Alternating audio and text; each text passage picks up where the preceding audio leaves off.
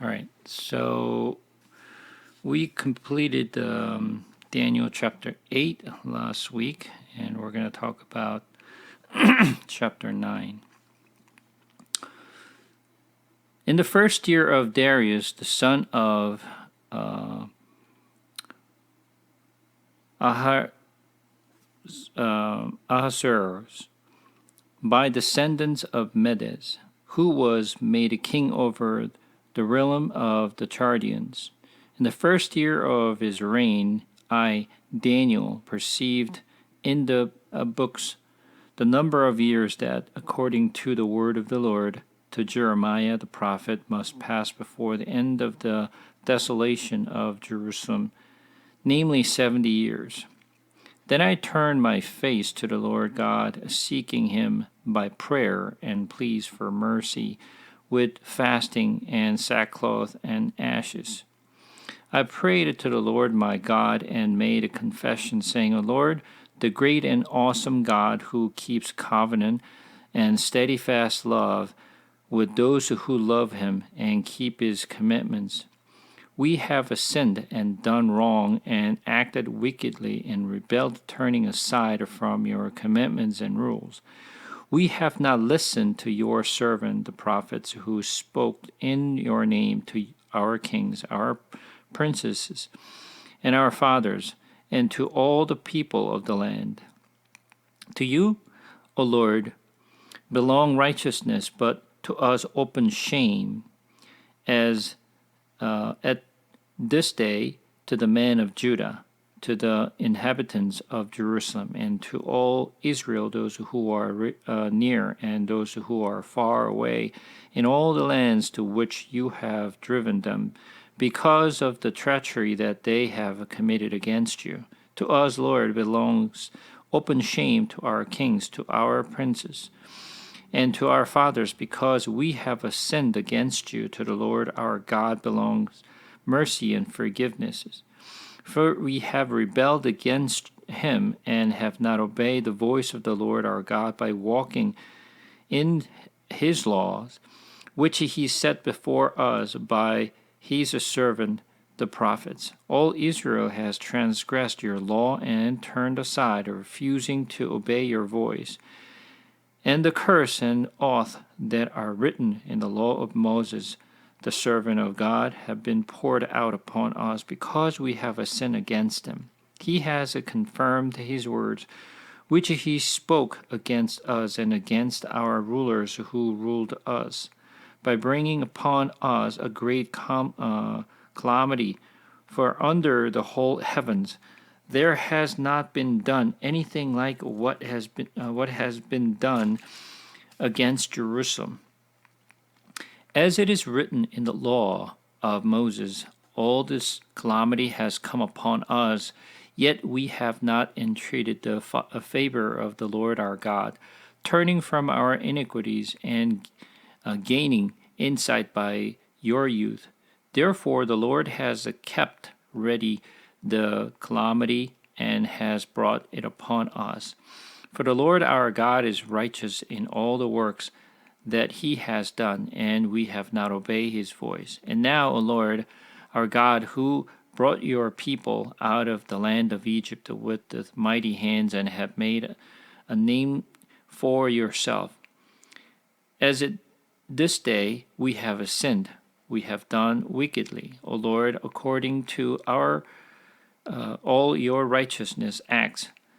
Let your anger and your wrath turn away from your city Jerusalem, your holy hills, because of our sins and for the iniquities of our father Jerusalem, and your people have become a byword among all who are around us. Now therefore, O our God, listen to the prayer of your servant and to his pleas for mercy and for your own sake, O Lord. Make your face to shine upon your sanctuary, which is desolate. O my God, incline your ears and hear. Open your eyes and see our desolation and city that is called by your name, for we do not present our plea before you because of our righteousness, but because of your great mercy. O Lord, hear, O Lord, forgive, O Lord, pay attention and act. delay not for your own sake, O my God, because your city and your people are called by your name. So let's just take a look at this one first. So when we look at chapter 9, as it starts, the first year of Darius, the son of Ahasuerus. So this is the Darius that we talked about before. And as I mentioned, there are two Darius, right? There is a Darius of Medes and there is a Darius of a Persian. So there are two different the Darius. Don't get mixed up with the Darius, the first from the Persian king. This is not the Persian Darius. This is the Medes Darius, which we have seen in the previous book. So this is right after Babylon destroyed. No, I'm sorry, not Babylon. The Medes and Persia destroyed the Babylon, and soon after he started to ruling the Babylon. And this is when Daniel has seen the vision. Daniel mentioned that in the first year of his reign, I, Daniel, perceived in the books the number of years that according to the word of the Lord to Jeremiah, the prophet must pass before the end of the desolation of Jerusalem, namely 70 years. So we have covered the Jeremiah already. So Jeremiah prophesies that God will allow the Israelites to come back to Jerusalem in 70 years.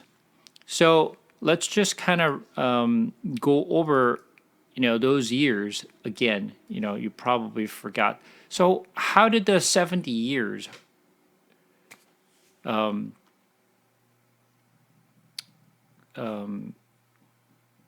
is structured?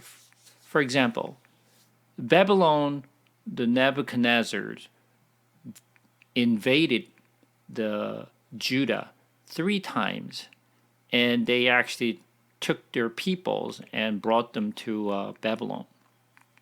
So there is a first invasion, second invasion, and third invasion. So when Nebuchadnezzar came and attacked, that was BC 606. BC 606 is when the very first time that Nebuchadnezzar came and attacked. And this is the time when Daniel was actually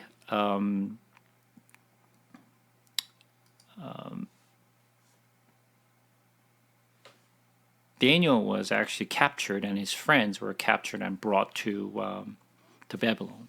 So Daniel came in as a captive when Nebuchadnezzar attacked Judah for the first time. So that happened in BC 606. And then, second time, that's when actually, when the Nebuchadnezzar came for the first time,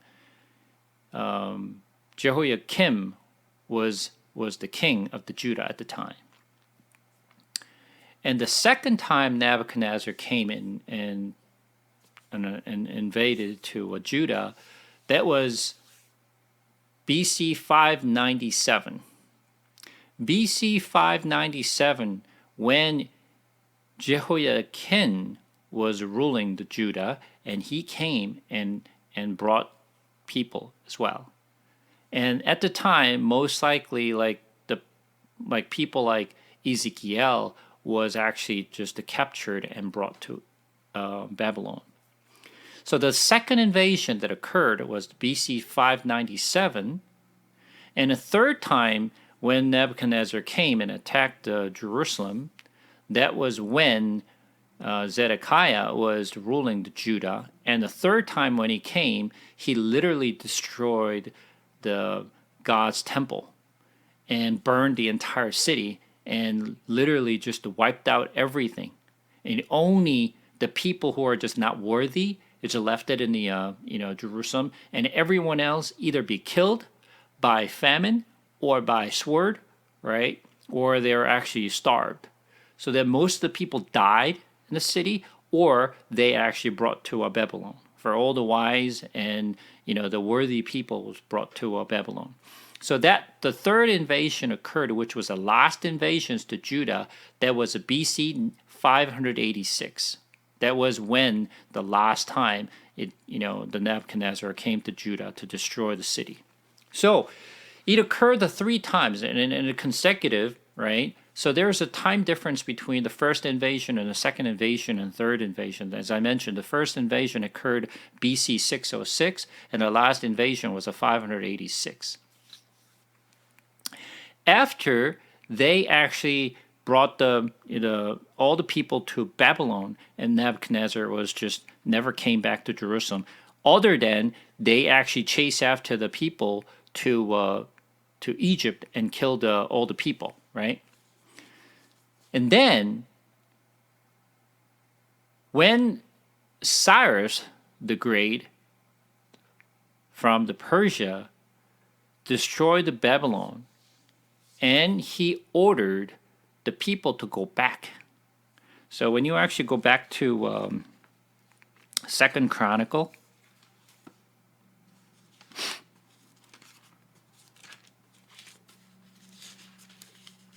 Second Chronicle,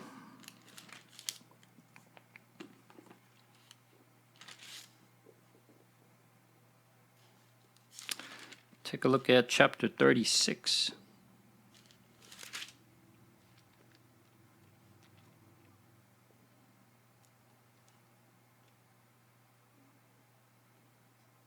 We're going to read from verse 11. Zedekiah was 21 years old when he began to reign, and he reigned 11 years in Jerusalem. He did what was evil in the sight of the Lord and his God. He did not humble himself before Jeremiah the prophet, who spoke from the mouth of the Lord. He also rebelled against the king Nebuchadnezzar, who had made him swear by God. He stiffened his neck and hardened his heart against the turning to the Lord, the God of Israel. All the officers of the priest and the people likewise were exceedingly unfaithful, following all abominations of the nations, and they polluted the house of the Lord that had made holy in Jerusalem. The Lord, the God of their fathers, sent persistently to them by his messengers, because he had a compassion on his people and on his dwelling place. But they kept mocking the messengers of God, despising his words and scoffing at his prophets, until the wrath of the Lord arose against his people, until there was no remedy. Therefore he brought up against them the king of Chaldeans, who killed their young men with the sword in the house of their sanctuary, had no compassion on young man or virgin, old man or aged. He gave them all into his hands. And all the vessels of the house of God, great and small, and treasures of the house of the Lord, and the treasures of the king and his princes, all these he brought to Babylon. And they burned the house of God, and broke down the walls of Jerusalem, and burned all palaces with fires, and destroyed all its precious vessels. He took into exile in Babylon those who had escaped from the sword, and they became servant to him and to his sons until the establishment of the kingdom of Persia, to fulfill the word of the Lord by the mouth of Jeremiah, until the land had enjoyed its Sabbath all the days that it desolate. It kept Sabbath to fulfill 70 years. Now, in the first year of Cyrus, king of Persia, and the word of the Lord by the mouth of Jeremiah might be fulfilled, the Lord stirred up the spirit of Cyrus, king of Persia, so that he made a proclamation throughout all his kingdom, and also put it in writing. Thus says the Cyrus, king of Persia, the Lord, the God of heaven, has given me all the kingdom of the earth and he has charged me to build him a house at Jerusalem, which is in Judah. Whoever is among you of all his people, may the Lord his God be with him, and let him go up. So when the Cyrus the Great destroyed the Babylon, and he literally took the most of the land of Medes, the way he actually ruled the kingdom is that all the people who actually brought or destroyed and brought to Babylon, Cyrus, to release those people to go back to their own country. Not only Israel, but also all other countries, people came from different parts of the world. He let them go back to their own country. Not like what Babylon, the king had done. What Babylonian did was they actually brought all the people from the countries that they invaded, and they brought the people all back to Babylon and let them live in Babylon. Whereas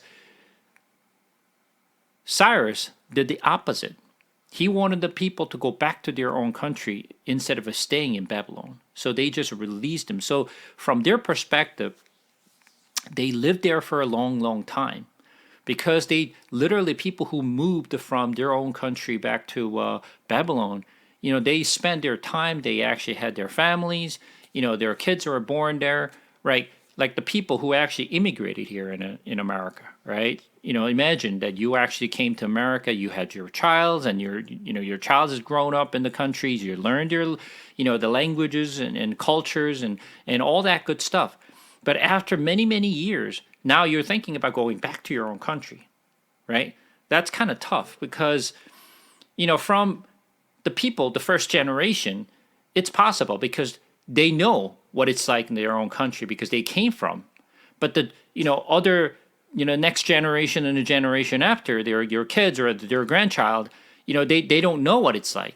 And because they've grown up in their own, in different country, they're accustomed to their cultures and their language, and they're comfortable, and their friends are there. They're all their, stuff it is in there because they're grown up there, right? But for those second generation and third generations going back to their own, their parents or the grandparents, the country, it is not easy. But Cyrus has said, go back. He did not force people to go back. It was a volunteer act. If you want to stay here, you can stay here. But if you want to go back, you can go back. So he gave the freedom to really just anyone who wants to go back, you're free to go back. You don't have to stay here, just like what the Babylonian had done. So when you think about it, as I mentioned, the very first invasions that the Cyrus, Nebuchadnezzar came to Judah and attacked and brought the people in. That was a BC 606. And as I mentioned, Cyrus, when he actually invaded into Babylon, when he actually proclaimed, as we just saw in the second Chronicle, verse 22 to 23, now the Cyrus is proclaimed to let them go. That particular year that he proclaimed was the BC 538.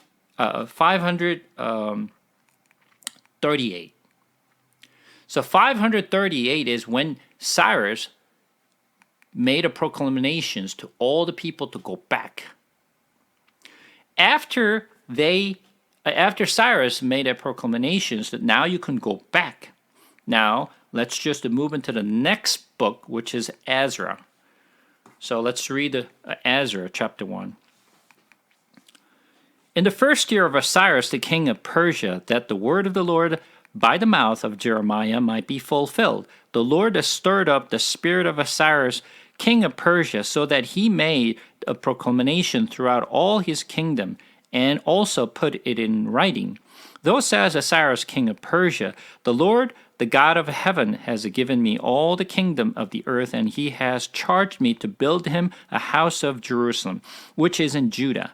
Whoever is among you of all his people, may his God be with him, and let him go up to Jerusalem, which is in Judah, and rebuild the house of the Lord, the God of Israel. He is the God who is in Jerusalem, and let each survivor in whatever place he sojourned be assisted by the man of his place with silvers and gold and goods, and with the beads, besides a free will offering for the house of God that is in Jerusalem.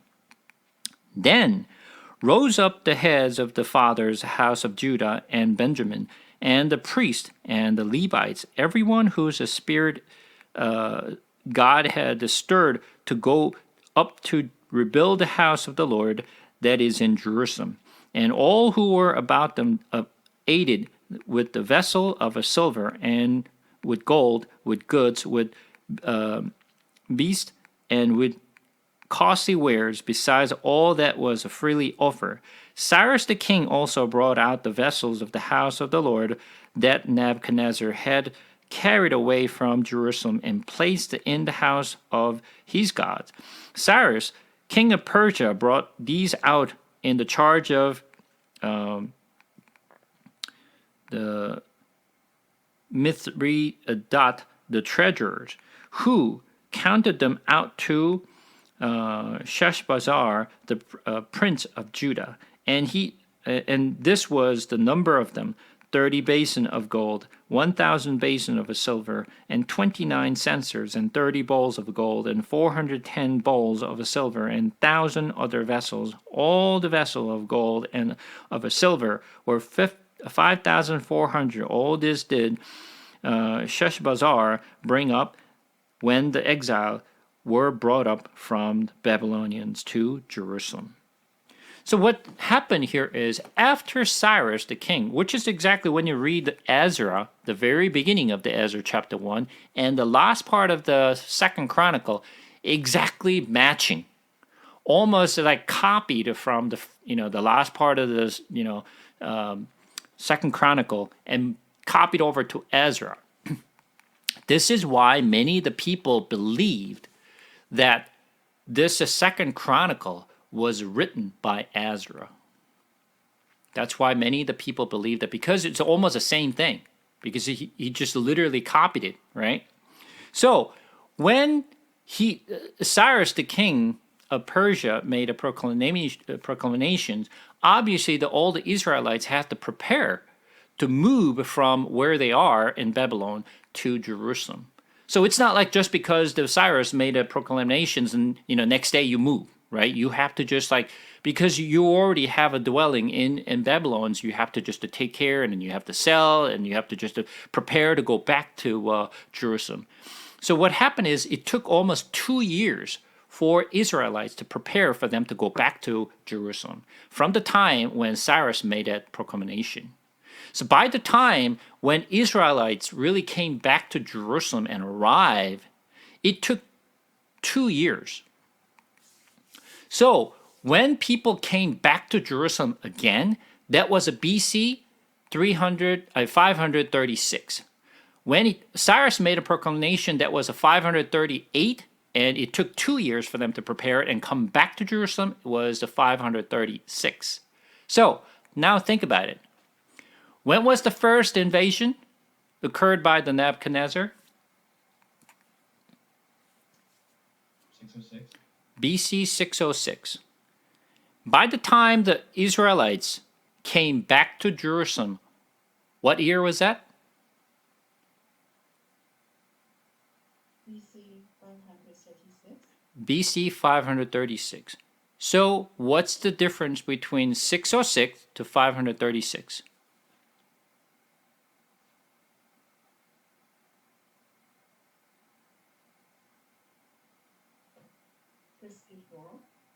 70 years.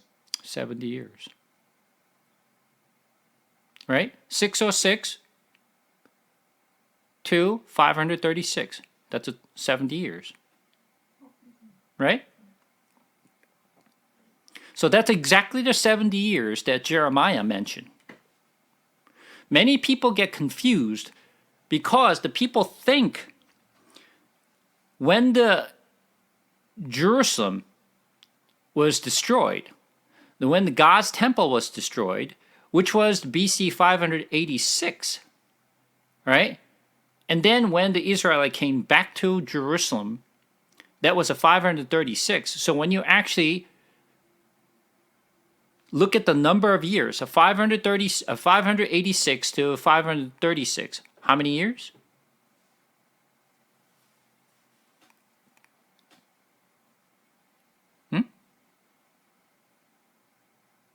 How many? I don't hear anything. 50? Yeah. It's a 50 years, right? So when you actually calculate it from the fall of Jerusalem to the first return of the Israelites, that's only 50 years. That's not 70 years. So this is where many people get confused. Well, wait a second, it doesn't make any sense. That's only 50 years. So when you think about 50 years, when you think about it, imagine, some of us are immigrants, right? So neither you or me have not lived 50 years in America yet, or in Canada, right? So 50 years, it's like 1.5 generation, right? But when you think about 70 years, could be most likely 2 generations, right?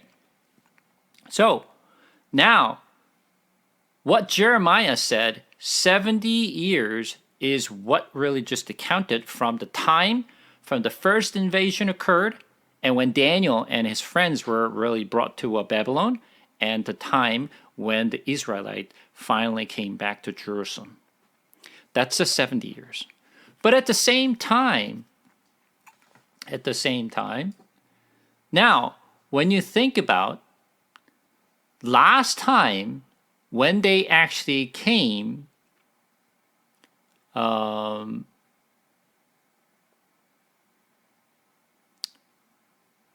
when Nebuchadnezzar came and destroyed the Jerusalem, that was a 586, right? So 586 was the when they came to Jerusalem and destroyed the temple of God. But when Israelite really came back,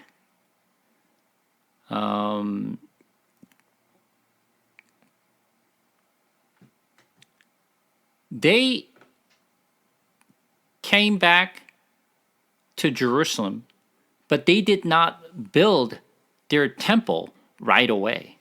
So when you look at it here,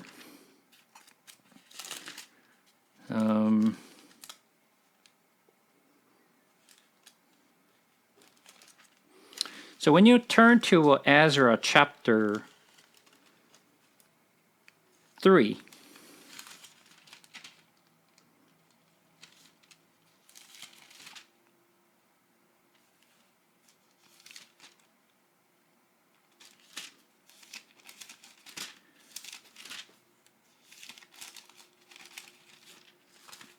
so when you look at here,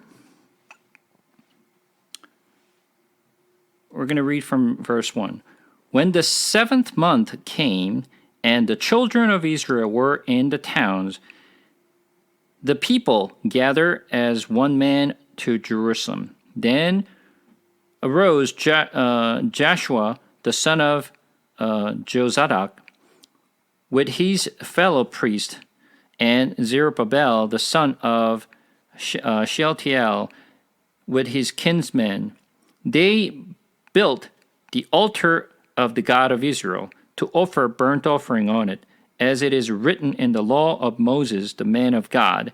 They set the altar in its place, for fear was on them because of the people of the land, and they offered burnt offering on it to the Lord, burnt offering morning and evening, and they kept the feast of booth, as it is written, and offered a daily burnt offering by number according to the rules, and each day required. And after that, the regular burnt offering, the offering at the new moon, and all the appointed feast of the Lord, and the offering of everyone who made a free will offering to the Lord, from the first day of the 7th month, they began to offer burnt offering to the Lord. But the foundation of the temple of the Lord was not yet laid. So they gave money to the masons and the carpenters, and food, drink, and oil to the Sidonians and the Tyrians, to bring cedar trees from Lebanon to the sea, to Joppa, according to the grant that they had from Cyrus, king of Persia. Now in the 2nd year after their coming to the house of God at Jerusalem, the 2nd month, Zerubbabel the son of Shealtiel and Joshua the son of Zozadak made a beginning together with the rest of their kinsmen, the priests and the Levites, and all who had come to Jerusalem from the captivity.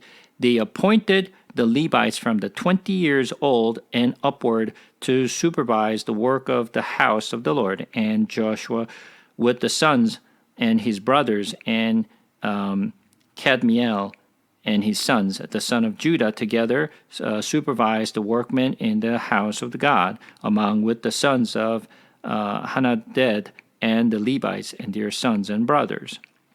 So they started to build the temple. So they built the foundation. So once they built the foundation, this is when they struggle, because they get the resistance from the people from Samaria. Hang on one quick second. I'm sorry for just one quick second. Okay, So they built the foundation of the temple, and then they get the resistance from the Sumerians and the suburban the people who are living there. So they made a complaint to the Persian, and they actually stopped for a long time. So when you look at the chapter 5, it says, now the prophet Haggai and Zechariah, the son of Iddo, prophesied to the Jews who were in Judah and Jerusalem in the name of the God of Israel who was over them. Then Zerubbabel the son of Shealtiel and Joshua the son of Zozadak arose and began to rebuild the house of God that is in Jerusalem, and the prophets of God were with them and supporting them. So it actually, they started to rebuild, but they are actually having a little trouble.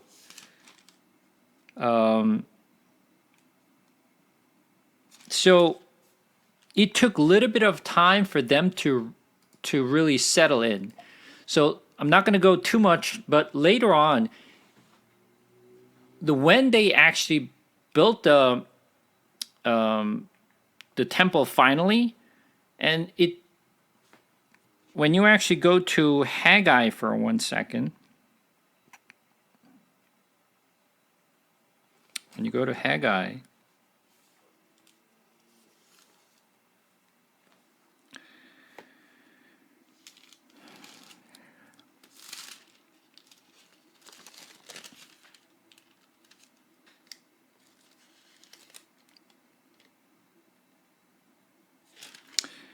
it says, in the 2nd year of Darius the king of, in the 6th month, the 1st day of the month, the word of the Lord came by the hand of Haggai the prophet of Zerubbabel, the son of Shealtiel, governor of Judah, and to Joshua the son of Jehozadak, the high priest. Thus says the Lord of hosts, these people say the time has not yet come to rebuild the house of the Lord. Then the word of the Lord came by the hand of Haggai the prophet. Is it a time for you yourself to dwell in your paneled house while this house lies in ruin? Now therefore, thus says the Lord of hosts, consider your way. You have sown much and harvest little. You eat, but you never have enough. You drink, but you never have your filled. You clothe yourself, but no one is warm, and he who earns wage does not put them into a bag with holes. So what happened was, after they laid a foundation, they literally stopped. For a couple of reasons. Because of the resistance they received from the surrounding, the people, but at the same time, they ran out of money because they were spending money on something else. Because the Cyrus gave all the money and the gold and silver for them to rebuild the temple, but they spent it in other places. And they just left the foundation of the temple, left it for a while. And eventually, when they rebuilt the temple, that was a 516. So, when they completed finally to rebuild the temple, that was a 516. So when you actually do the calculation from the time when the temple of the Lord was destroyed, which was a BC 586, to the time when the Zerubbabel rebuilt the second temple of the Lord, there was a 516, which took how many years? 70 years. From the time when the temple of the Lord was destroyed to the second temple was built, that's also 70 years as well. So whichever you look at, from the first invasion of Babylon, the Babylonians by the Nebuchadnezzar, and the time when the Israelites coming back to Jerusalem, that took 70 years. And from the time when the first Solomon's temple was destroyed and the Zerubbabel built the second temple was also 70 years. So whichever you look at, it took 70 years, which is what Daniel was talking about. So coming back to Daniel again, just trying to explain to you what that 70 year means so that you have a better understanding of what that 70 year means and what Jeremiah mentioned. Okay? And I also mentioned why the 70 years. So when you look at the last part of the second chronicle, what Jeremiah said was this. The second chronicle 36 verse 21 says, to fulfill the word of the Lord by the mouth of Jeremiah until the land has enjoyed its Sabbath. All the days that it lay desolate, it kept the Sabbath to fulfill 70 years. What that means is sabbatical years comes every seventh year. All right, every seventh year, that's the sabbatical years. From the sabbatical years, right, they did not keep the sabbatical year for 70 times. Which means it never kept the sabbatical years, which God told them to do. Sabbatical years, what happened is God told Moses, let the land rest. So let's go back to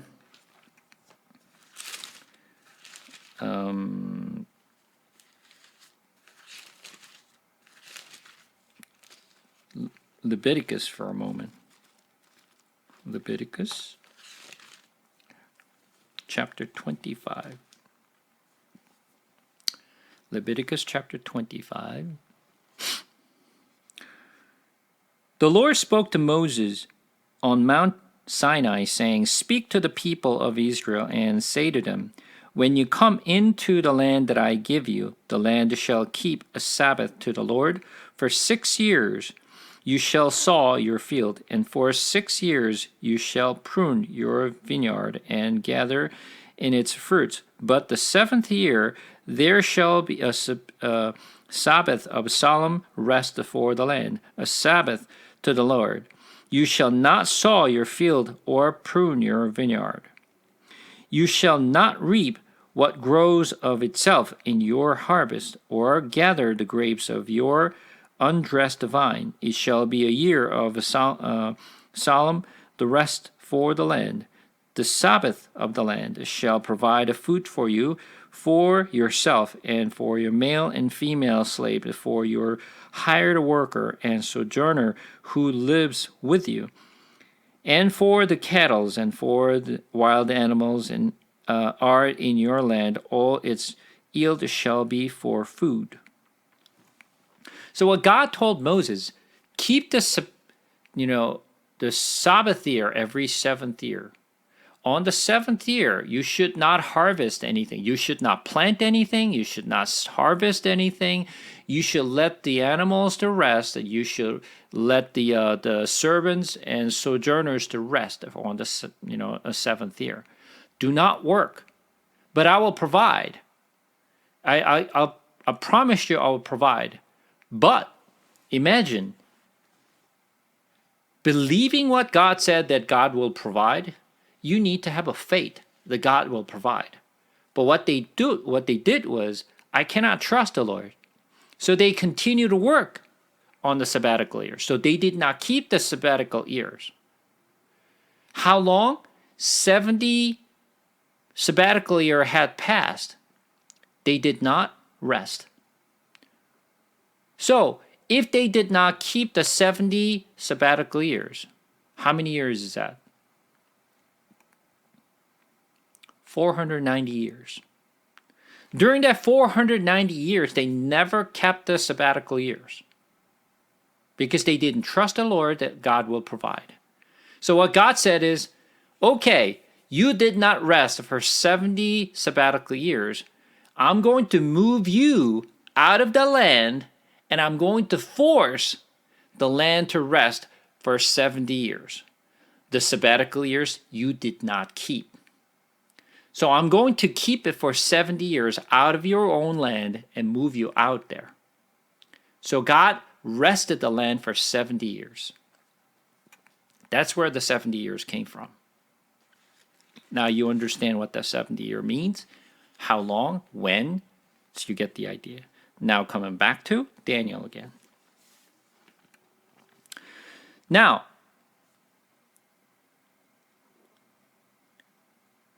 after they actually moved to Babylon, they now learned what they did wrong. And as I mentioned, there are few things that they have learned from Babylon. Number one, they realize all the idols that they worshipped before the fall of Judah or Jerusalem, they continue worship the idols. And then they saw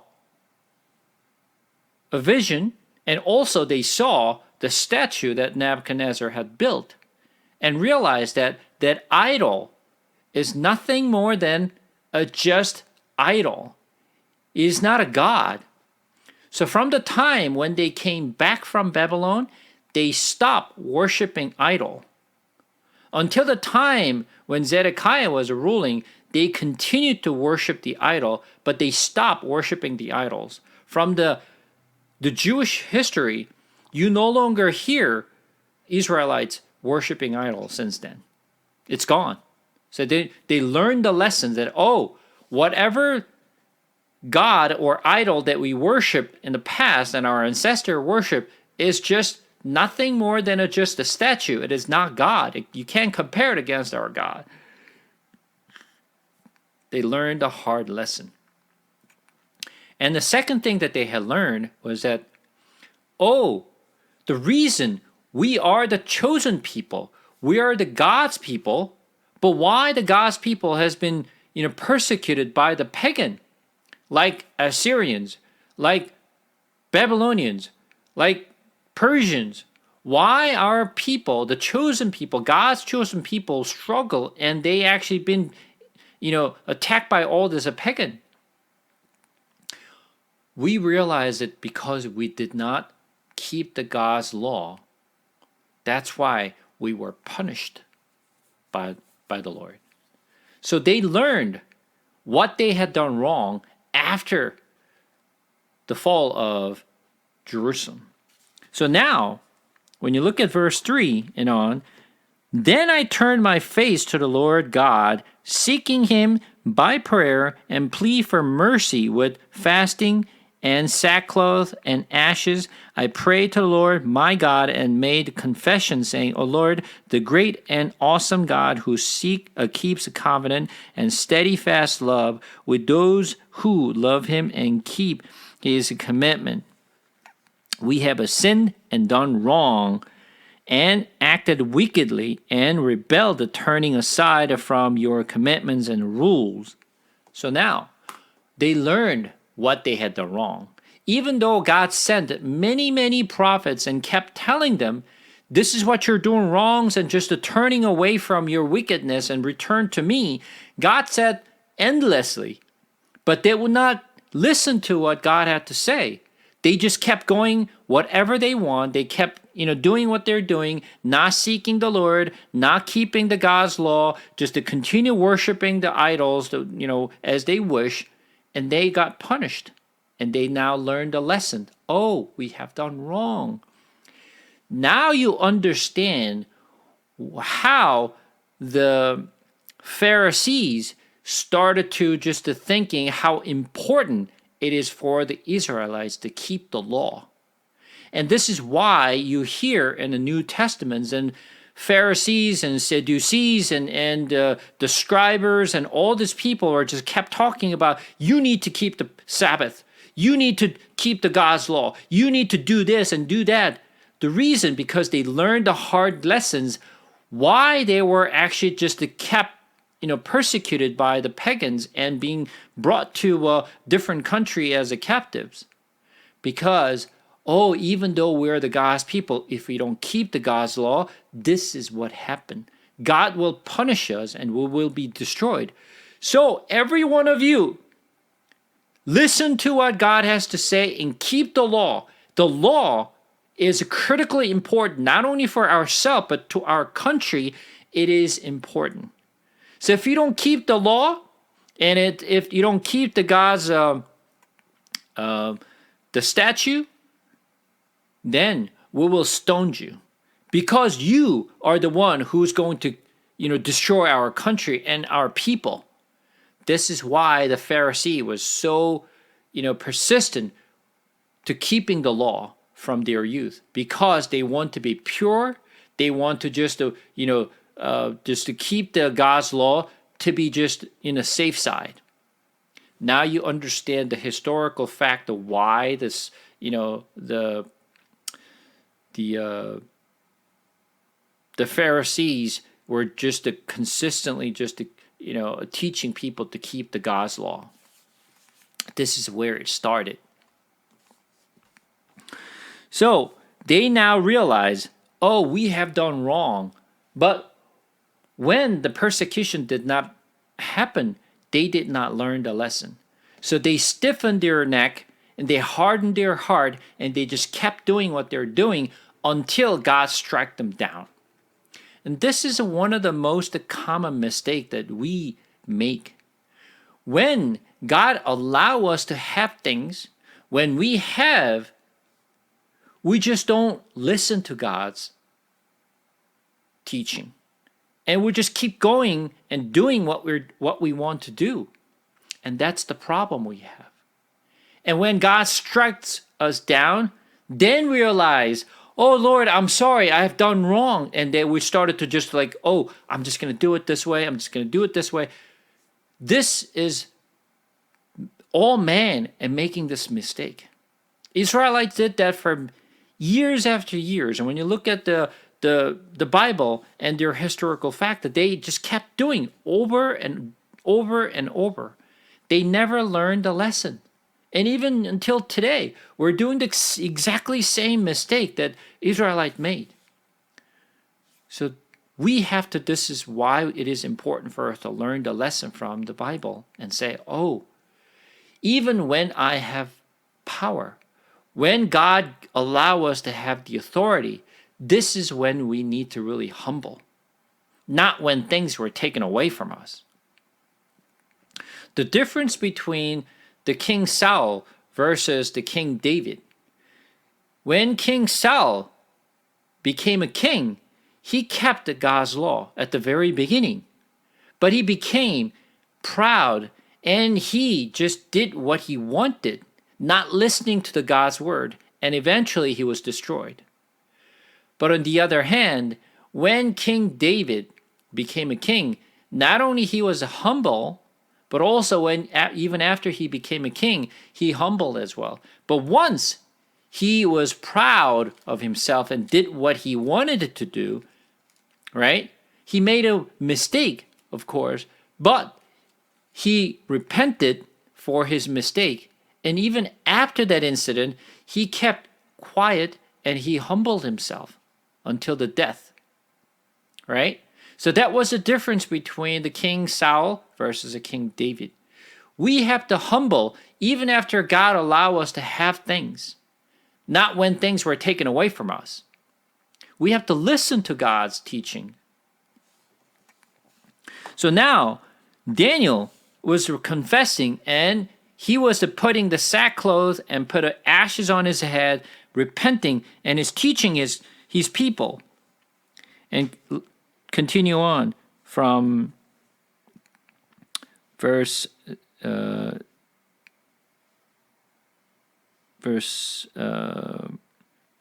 5. We have sinned and done wrong and acted wickedly and rebelled, turning aside from your commandments and rules. We have not listened to your servant, the prophets, who spoke in your name to our kings and our priests and our fathers, and to all the people of the land. To you, O Lord, belong righteousness, but to us open shame. As it this day, to the man of Judah, to the inhabitants of Jerusalem, to all Israel, those who are near and those who are far away, in all the land to which you have driven them, because the treachery that they have committed against you. To us, Lord, belongs to open shame, to our kings, to our princes, and to our father, because we have sinned against you. To the Lord our God belong mercies and forgiveness, for we have rebelled against him, and have not obeyed the voice of the Lord our God by walking in his law, which he set before us by his servant the prophets. All Israel has transgressed your law and turned aside, refusing to obey your voice, and the curse and oath that are written in the law of Moses, the servant of God, have been poured out upon us, because we have sinned against him. He has confirmed his word, which he spoke against us and against our rulers who ruled us, by bringing upon us the great calamity. And for under the whole heavens and there has not been done anything like what has been done against Jerusalem. As it is written in the law of Moses, all the calamity has come upon us, yet we have not entreated the favor of the Lord our God, turning from our iniquities and in gaining insight by our truth. Therefore, the Lord has kept ready the calamity, has brought it upon us. For the Lord our God is righteous in all the works that he has done, and we have not obeyed his voice. And now, O Lord our God, who brought your people out of the land of Egypt with a mighty hand, and God made a name for yourself, as at this day we have sinned and we have done wickedly. Now he's just confessing all the things that they have done wrong. And this is something God has been saying and spoken through the prophets for many, many years to the people of Israel, to the kings, but they just literally turned deaf ears to it. But this is once again, it is just some things that we also do. But be careful. When God allows us to have it, that's when we need to humble. That's the time when we need to listen to the Lord. Not when the God punished us and then taken away from all of the things that God granted to us to have. Now, he's asking for mercy. Verse 16 and on, Lord, according to our all your righteous acts, let your anger and your wrath turn away from your city Jerusalem, your holy hills, because of our sins and for iniquities of our fathers Jerusalem, and your people have become a byword among all who are around us. Now therefore, O Lord, our God, listen to the prayer of your servant and the plea for mercy and for your own sake, O Lord, and make your face to shine upon your sanctuary, which is desolate. O my God, incline your ears and hears, open your eyes and see our desolation and the city that is called by your name. For we do not present our plea before you because of our righteousness, but because of your great mercy. O Lord, hear. O Lord, forgive. O Lord, pay attention and act. Delay not for your own sake, O my God, because your city and your people are called by your name. So literally he's saying, look at Lord, all the city has been, turned to ruin. Just have mercy on us. Mercy on people, mercy on the city of Jerusalem, which is your city and where your temple used to be, Lord. We're coming, humble ourselves, and we come before you, have mercy on us. Certainly, I do not want to be in this situation at all. This is why, no matter what I have, whether I have or don't have, I always bow down before the Lord. I humble myself. Because whatever I have, it does not belong to me. Whether it's the positions that I have, the wealth that I have, the authority that I have, the family that I have, whatever I own that I think it is mine, it doesn't belong to mine. It belongs to God. He owns it. He's the owner of everything. I'm only just managing the things that he granted to me. Not because I own, because not I gain. Because this is something God granted to me to take care. And I try to take care as a servant, not as a master. Because I'm not the master. The master is the Lord, not me.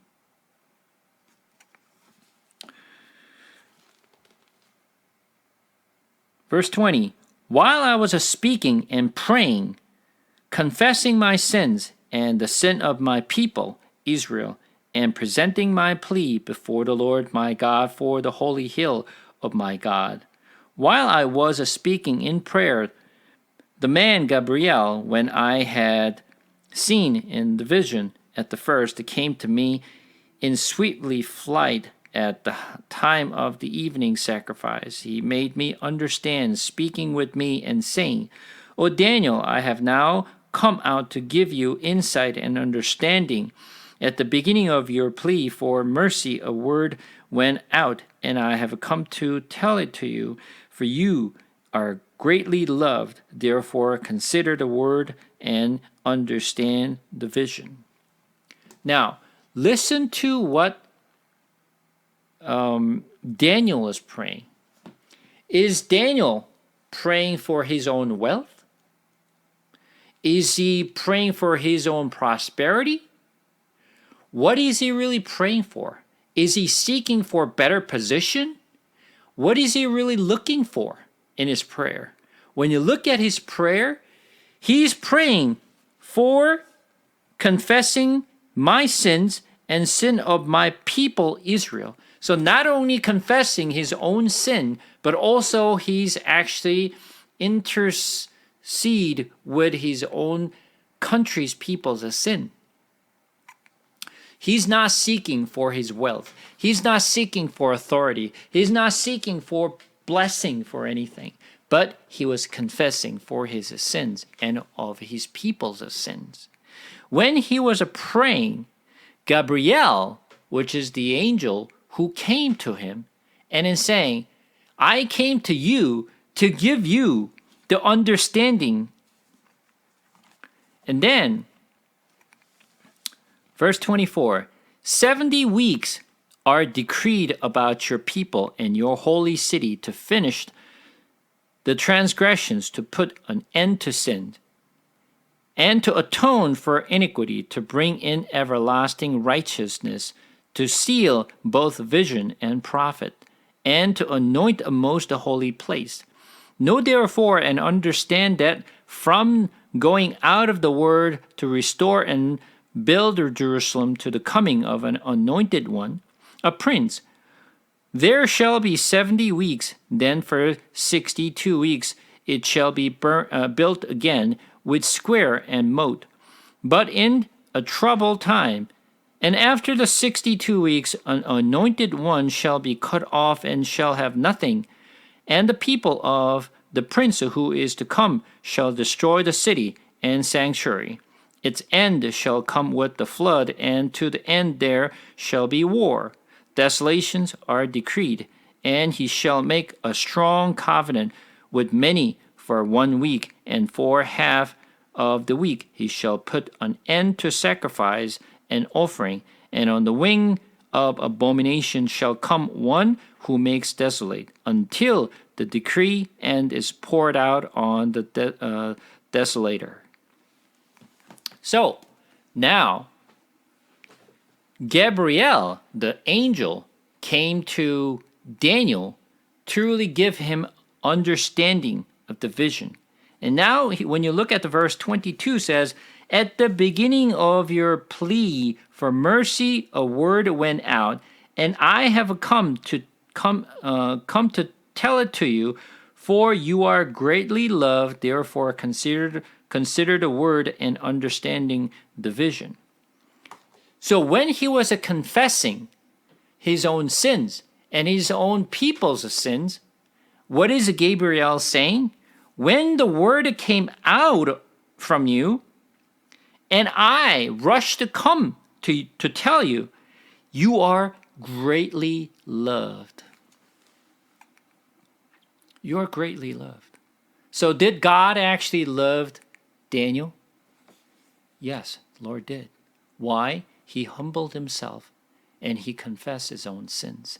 And not only he's confessing his own sin, but he was interceding with his own people's sins. And God says, you are loved. And he was seeking the Lord desperately. Therefore, consider the word and understand the vision. Now, Gabriel came to Daniel to give him an understanding of the visions that he saw. The vision that he saw, 70 weeks are decreed about your people and your holy city to finish transgressions, to put an end to sin, and to atone for iniquity. This is very, very important. 70 weeks are decreed about your people and your holy city, which means God had to set the time. God set the time. What time? 70 weeks.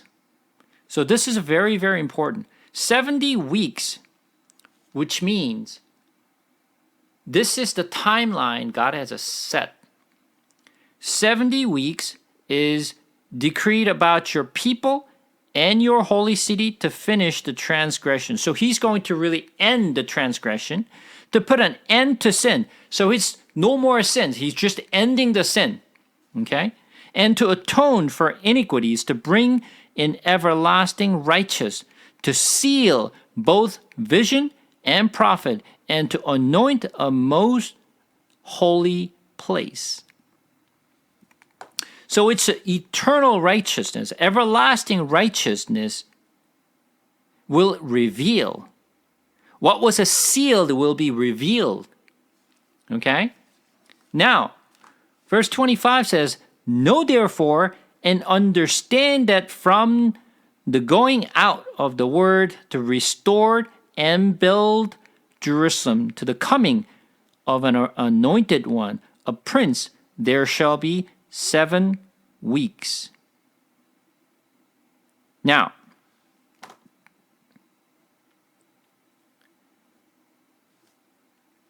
from when to when?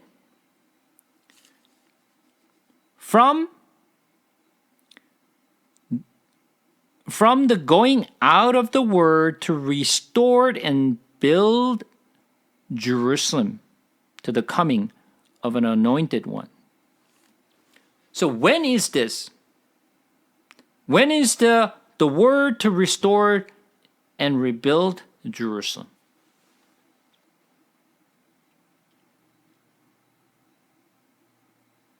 Many people think this is the decree that Cyrus proclaimed to go back to Jerusalem and rebuild the temple. Right? Because Cyrus made a proclamation for Israelites who were living among the Babylon to go back and rebuild the temple. But it is not that decree. It is not that proclamation. Why? Because Cyrus told them to go back to rebuild the temple. Right? But here it says, from the going out of the word to restore and rebuild Jerusalem. Not the temple of the Lord, but rebuild the Jerusalem. But when did they actually start to rebuild the Jerusalem?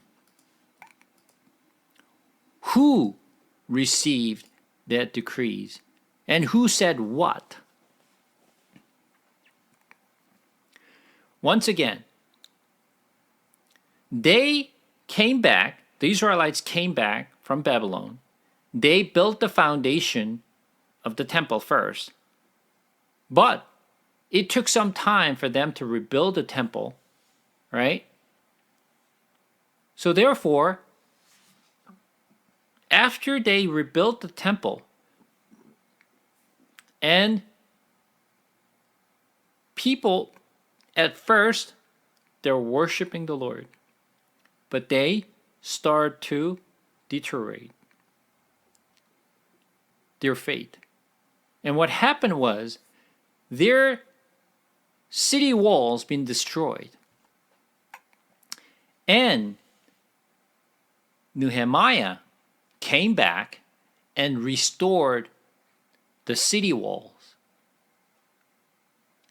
So that decree to rebuild the Jerusalem wall is the proclamations that he's talking about. So it's not the Cyrus. This time, let's go to Nehemiah.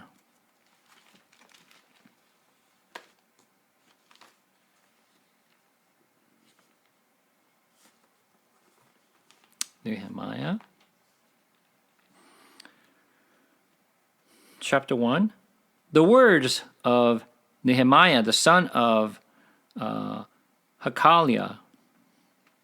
Now it had happened in the month of Chislev, in the 12th year, as I was in Susa, this citadel, that Hanani, one of my brothers, came with certain men from Judah, and I asked them concerning the Jews who escaped, who had survived the exile, concerning Jerusalem.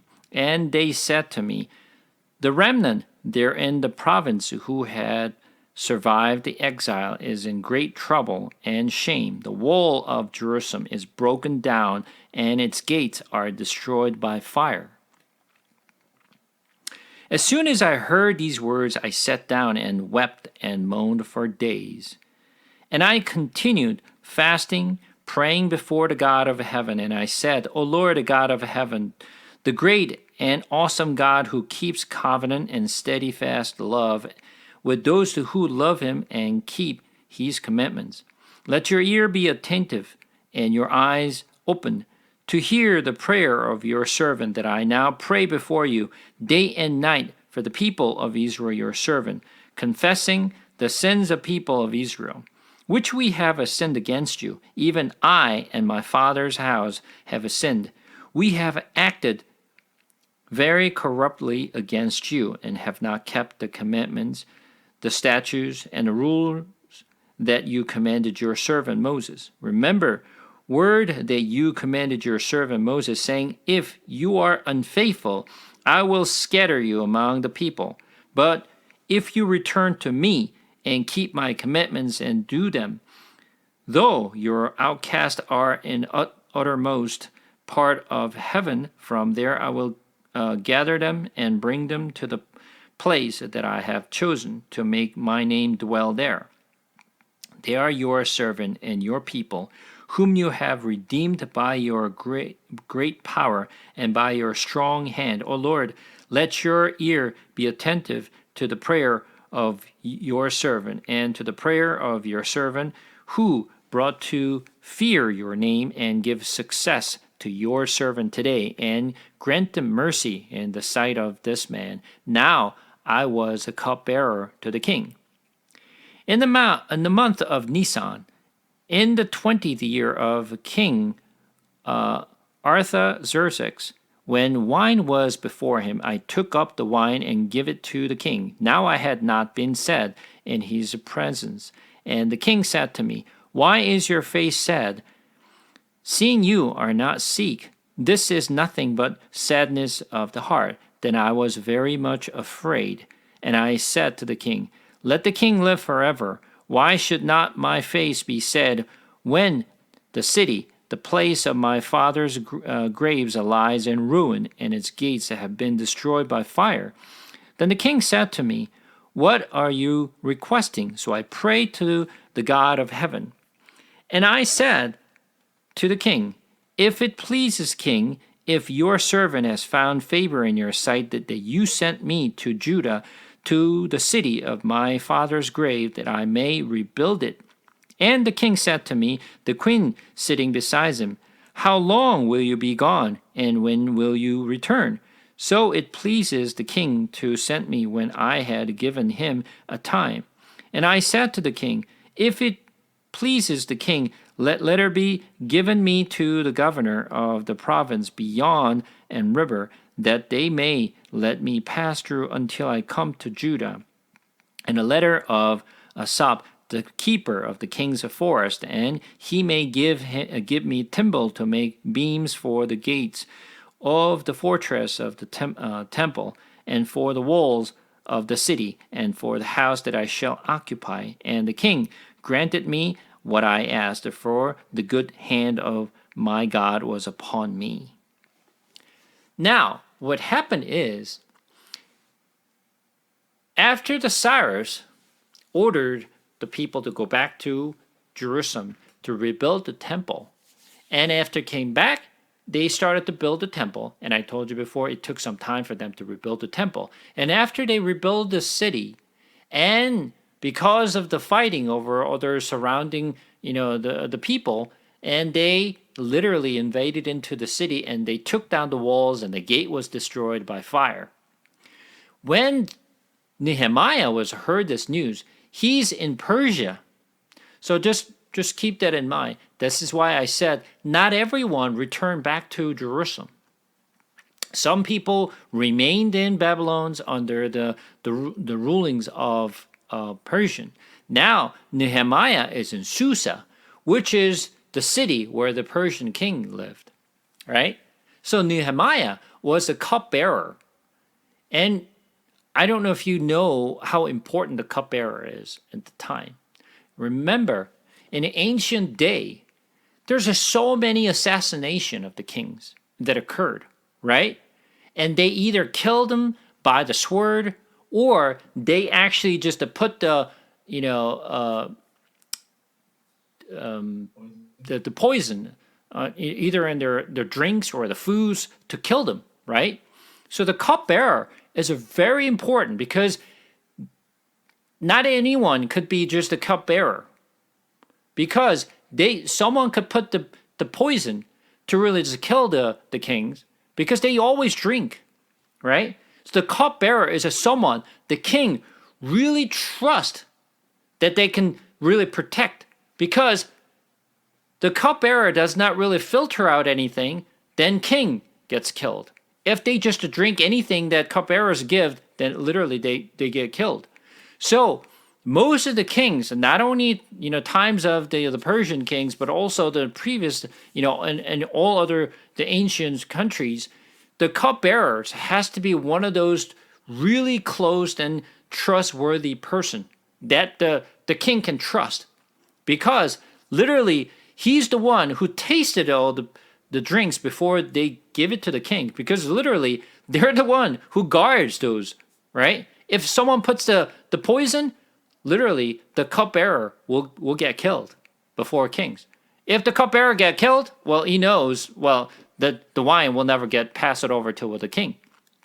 So at the time, Nehemiah was the cupbearer, which Artaxerxes was truly trusting him to become a cupbearer. Who is Nehemiah then? He's not even a Persian. He's the Jews. He's the Israelites. Even though he was the Israelites, he was trusted by the king of Persia. So you can tell how worthy it is for the Nehemiah to show his respect and his royal to the king, right? And at the same time, when he actually came to the kings, he had a long face.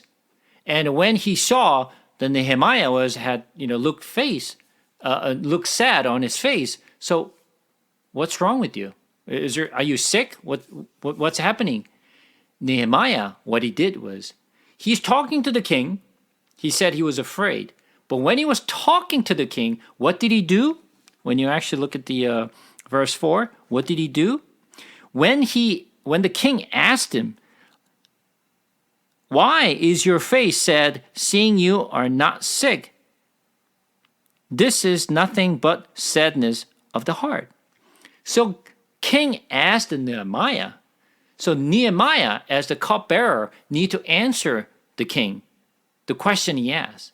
But while he's talking to the king, verse 4 says, "Then king said to me," the verse 3, I'm saying, "I said to the king, let the king live forever. Why should not my face to be sad when the city, the place of my father's grave, lies in ruin, and its gate have been destroyed by fire?" Then the king said to me, "What are you requesting?" What did he do? "So I prayed to the God of heaven." So imagine, do you think he's just went to the corner of the side and then he's prayed to the Lord and then came back to the king and answered? No. You don't do that when you're talking to the king of Persia. At the time, king of Persia is literally God. Right? You don't dare to move away while you're talking to the king. Right?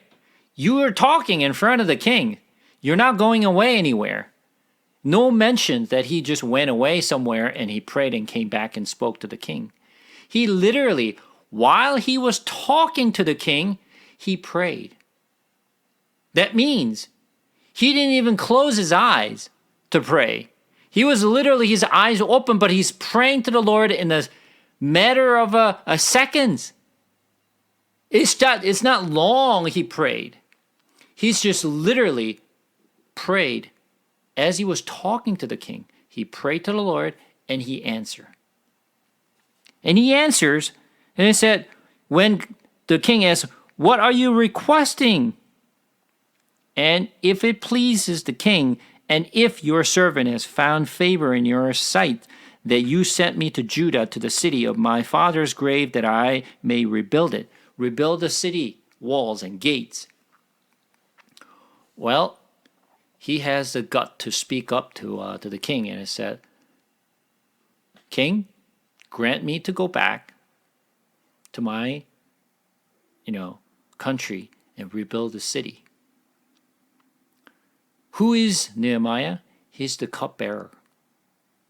He's the cupbearer. What if the cupbearer goes away? Who's gonna take care and who's gonna filter all the wines that the king is gonna drink? He's gonna get poisoned. Right? It's literally, you're going where? Where are you going? It's not something that the king can simply replace the cupbearer, because the cupbearers are like someone who is really trusting, right? But he's asking for him, let me go and rebuild the city. So now what is the king asking? Verse 6 says, and the king said to me, the queen sitting beside him. He's very smart. You know, when the queen is sitting right next to the king, this is when you actually ask. Because the king wants to show off, right? Because the queen is sitting right next to you. He wants to show off.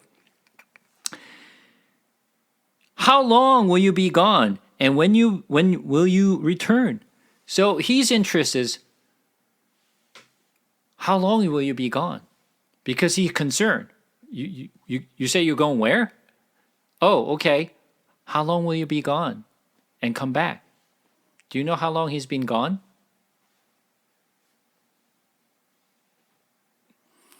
He was gone for 12 years.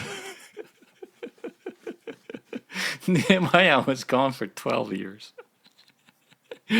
Not 12 days, not 12 weeks, 12 years. He was gone. Interesting part is, Nehemiah came back in 12 years. King waited him to come back for 12 years. So you can imagine how much that king of Persia really loved Nehemiah and trusted him. And when the king of Persia allowed him to go back to rebuild the city, he literally gave everything what he needed to rebuild the city. That's how much he loved the Nehemiah and allowed him to really just, what do you need? I'll give you everything you need to rebuild the city. Go ahead. And he allowed him to go for 12 years. And he rebuilt the city. So now this, going back to Daniel, verse 24 again.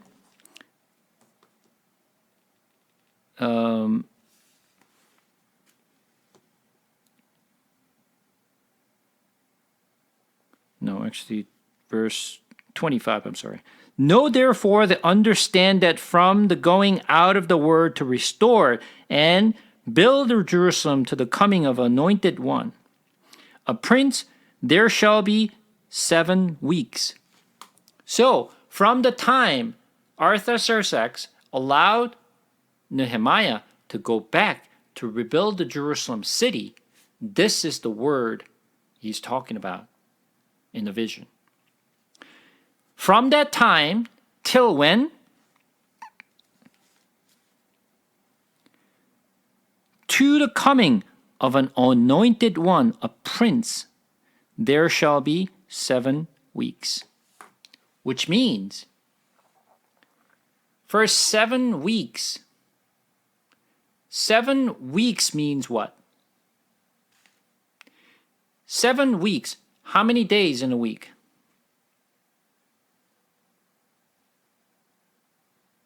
7 days. 7 days a week, right? So therefore, 7 weeks means 7 times 7. 7 times a 7. So, 7 weeks has passed from the time of the word was given to him to rebuild the Jerusalem to the time when the prince, anointed one, comes. 7 weeks has passed, which is the time when Jesus Christ comes. The anointed one, a prince, which is referencing Jesus. From the time when the word was given for them to rebuild the city to the time when the prince comes. 7 weeks. Then for 62 weeks it shall be built again with square and moat, but in a troubled time. So, from 7 weeks to the how many weeks? 62 weeks. Now, remember, 70 weeks was a set time. 7 weeks and 62 weeks. So how many weeks now? 69. Right? 69. 62 weeks and 7, that makes up 69 weeks. So what it means is, from the time, it starts from the word was given out to rebuild this Jerusalem to the time when the prince, anointed one, comes, 7 weeks and 62 weeks gone by, which is 69 weeks has gone by. And 26, verse 26, and after the 62 weeks, an anointed one shall be cut off and shall have nothing, which means death of Jesus Christ. That prince was cut off, which means anointed one, a prince came, but that prince will be cut off, which is a death of Jesus Christ. So after the 62 weeks has gone by, this will happen. So right after 7 weeks and 62 weeks has gone by, Jesus Christ died on the cross. And the people of the prince who is to come shall destroy the city and sanctuary. Its end shall come with the flood, and to the end there shall be war. Desolations are decreed. Now, 1 week have left out of 70 weeks, right? 7 weeks gone by, 62 weeks gone by, now 1 week have left. Now, 1 week is now completely separate from the rest of the 69 weeks. What does 1 week have left is the time when 7 years at the end time will come. So you probably heard of 7 years of tribulations. Have you heard of that 7 years of a tribulation? First of all, let me make a correction. There is no such a thing as a 7 years of tribulation. Whatever you heard about the 7 years of tribulation is not in the Bible. And I'm going to talk about it. But you're going to hear about the 7 years of a tribulation. And I'm just telling you, there is no 7 years of tribulation. However, 1 week have left. 1 week is at 7 days. That represents 7 years. Okay? So 7 years have left. But listen to this. So that 7 years, which is the 1 week, have left. Now, verse 27, and he shall make a strong covenant with many for 1 week, and for half of the week he shall put an end to sacrifice and offering. Now, once again, we have left 7 years, which is the 1 week. And he makes the covenant, he makes the promise with the people for 7 years.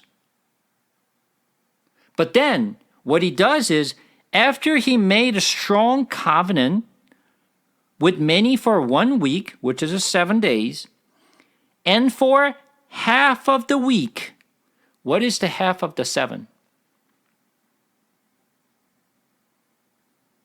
3.5. 3.5. You heard about 3.5. I mentioned 3.5. Half of the 7 is 3.5. So he makes the strong covenant for 7 years, but in the half, after he made a strong covenant, he breaks his own promise. He breaks his own covenant in the half of those 7, which is the very first part of the 7 years. So what it means is that He's going to come as someone who's promising the world, I will give you peace. I will unite the world. We will be one.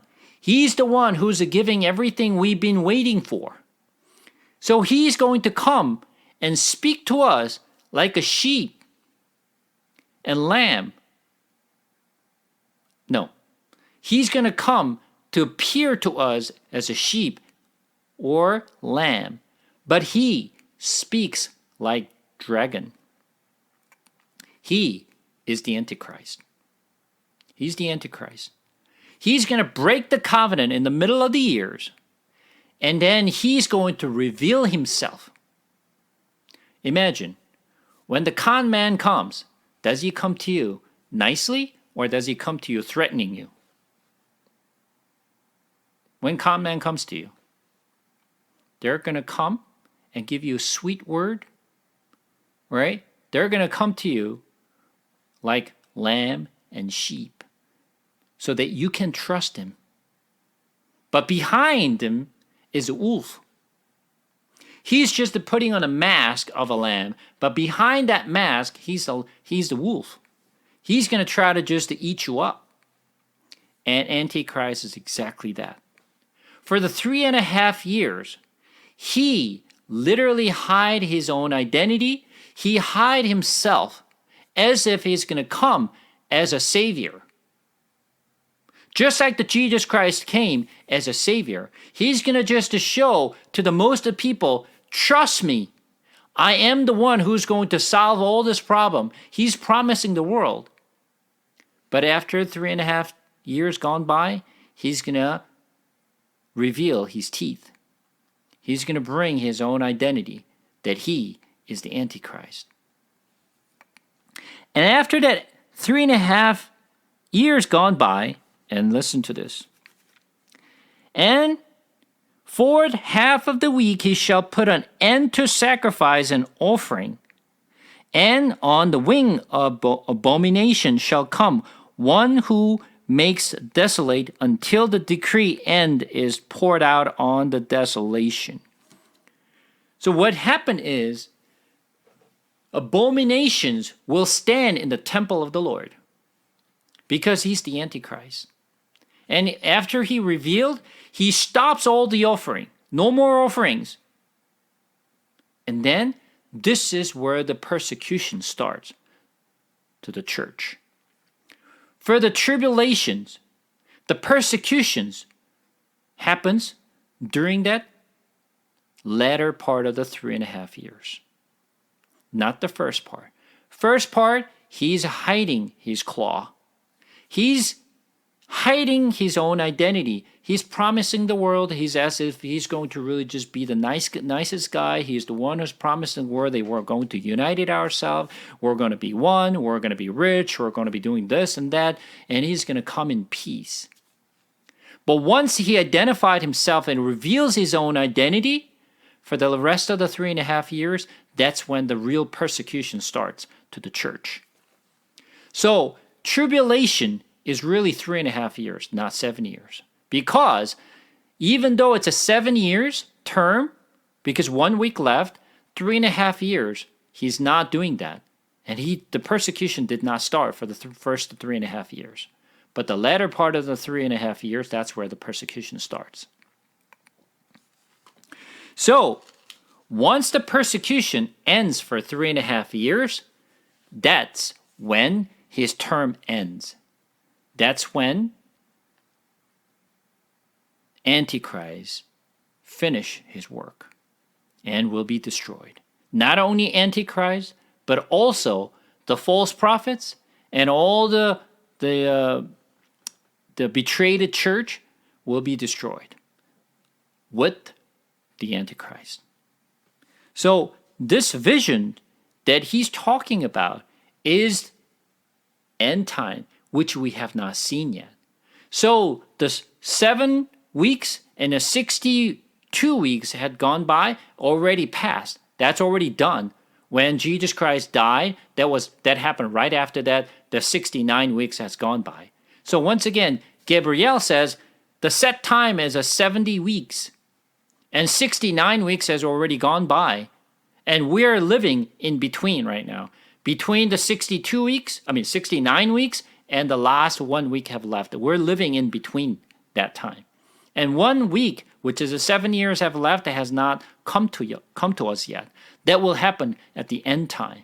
And even at the 7 years, first 3.5 years, it was just literally people live in peace, controlled by the Antichrist. He is going to come as a lamb, just like the Jesus Christ had done.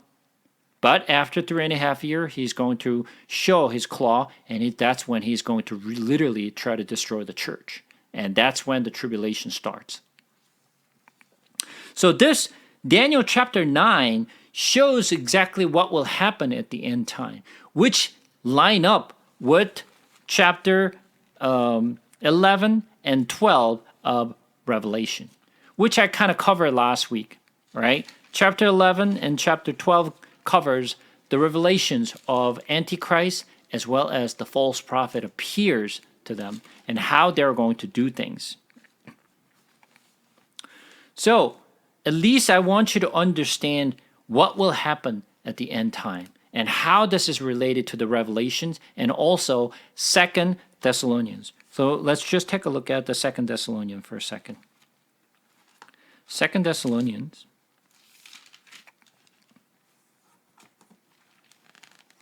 chapter 2.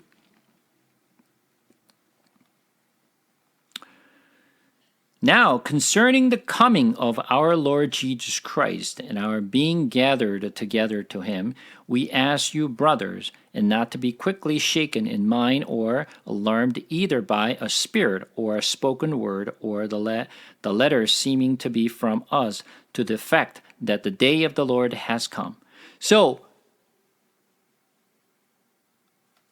Paul is talking about, I want you to know what will happen when Jesus Christ to come back again. So, concerning the coming of our Lord Jesus Christ, which is a coming back, I want you to know, I'm letting you know what will happen. Let no one deceive you in any way, for that day will not come unless the revelations comes first, and the man of lawlessness is revealed, the son of destruction. Which means, before that 7 years comes, there must be something that has to come before that time. What is the first thing? Unless the revelation comes first. Revelation of what? Revelations of the church, which is the betraying church. It is a church. They're betraying the Christ. They're called to be church. It's got the cross. They're talking about it, but they are the rebellious of the church, which means it is a church, but the Christ is not in there. It's just the body of, it's not the body of a Christ. It is just church of a flesh. It's got the name of church, but it's not a church of the Christ. They don't belong to Christ. So rebellion comes first, which is a rebellious church comes first. And then second, and the man of lawlessness is revealed, which means this lawlessness man is the Antichrist. He will come and he will reveal. And 3.5 years, he's going to hide his own identity and is going to reveal his real identity after the first 3.5 years. And then it will happen, who opposed and exalt himself against every so-called God or object of worship, so that he takes his seat in the temple of God, proclaiming himself to be God. So he is literally sitting on the throne of the temple. He's going to sit in the temple and he calls himself he's God because he's Antichrist. So abomination is a sit in the temple, which is the Antichrist, will proclaim that I am the Lord and I'm the God. Do you not remember that what I was still with you, I told you these things, and you know what is restraining him now, so that he may be revealed in his time.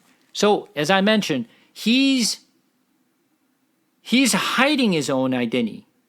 When you listen to this verse 6 carefully, and you know what is restraining him now, so that he may be revealed in his time. There's a something is hiding his identity. So there's a something, it is not revealing him. Who is doing this? This is a rebellious church. Rebellious church is hiding his own identity. He's protecting the Antichrist to be revealed for the first 3.5 years. Antichrist, his identity is hidden because the rebellious church is hiding his identity for the 3.5 years. So, this church, which is called in the Revelations, called the prostitute, that is the prostitute. As I told you before, the women represent in the Old Testament Israel, and the New Testament is the church. But it is not the normal woman, it is prostitute. That prostitute is the rebellious church who's hiding the identity of the Antichrist. So the rebellious church is not working for Christ. Instead, he's working for Antichrist. So this is something we're going to be very careful. This is why verse 3 said, let no one deceive you in any way, because people will deceive you. So now, verse 7. For the mystery of lawlessness is already at work. Only he who now restrain it will do so until he's out of the way.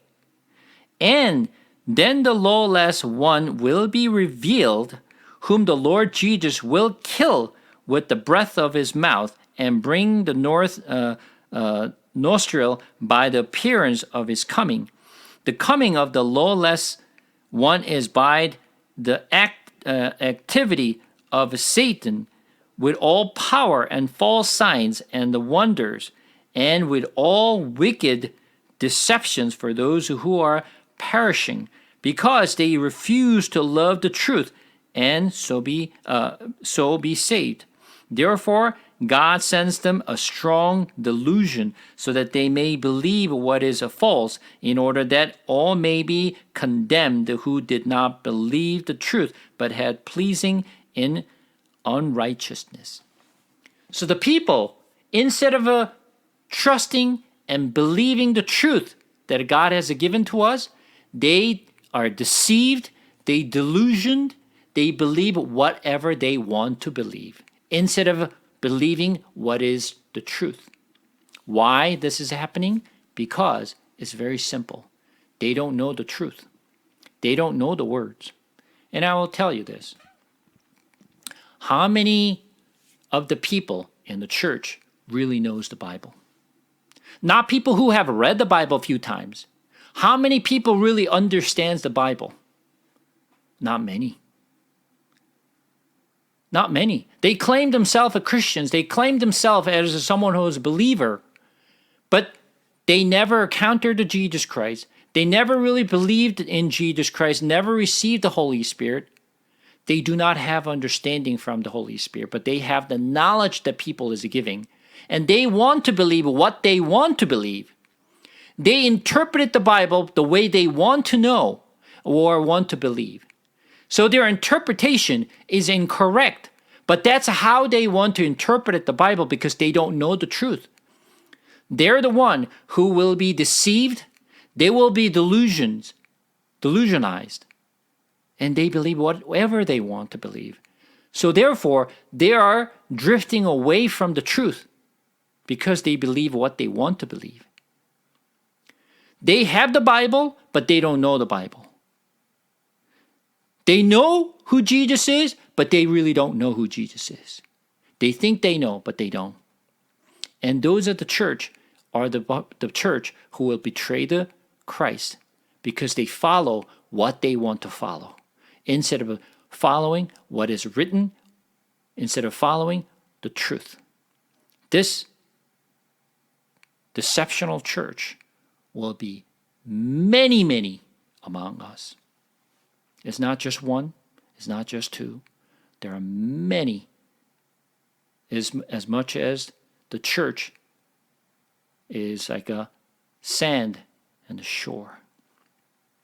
That's how many churches are going to be betrayed.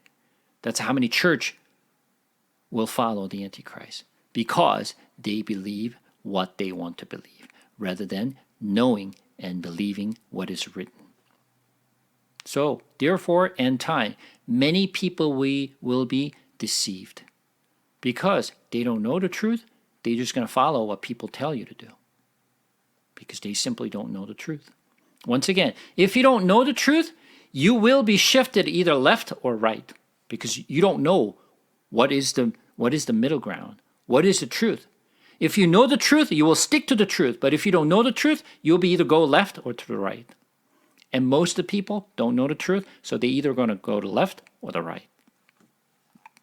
This is what will happen. Because they see this as a church. They see they're talking about all this Bible. They're talking about Jesus. But what they're teaching is not about Jesus. They're talking something else. They're talking about blessing. They're talking about prosperity. They're talking about just, being living a well life. What's missing is Jesus Christ is missing in their teaching. Because what they teach is prosperity, not about Jesus. So end time comes, many people will fall. Many people will be deceived. And this is the reality. And we have to be very careful and be awake and know the truth before that happens.